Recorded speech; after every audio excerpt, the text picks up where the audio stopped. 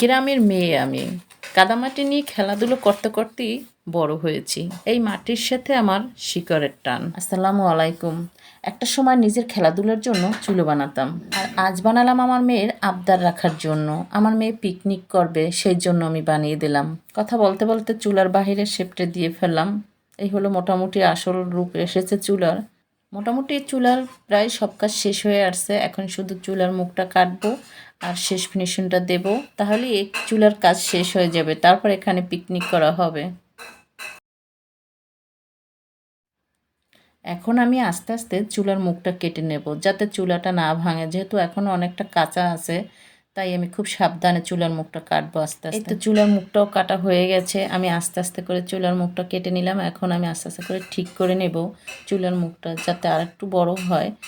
মাটিটা তো অনেক নরম, তাই আমি আস্তে আস্তে করেই ঠিক করলাম। পাশ দিয়ে একটু আবার ছুরি দিয়ে আমি কেটে কেটে সমান করছি। এই হলো আমার চুলার আসল রূপ। দেখেন, আমার না অবশ্য আমার মেয়ের। এই যে কেমন হয়েছে সবাই জানাবেন। আর এখন আমি নিয়ে আসলাম আমার রান্নাঘরে। এখন আমি এটাকে বিরিয়ানি রান্না করবো চুলায়। এই যে বসাই, বিসমিল্লাহ।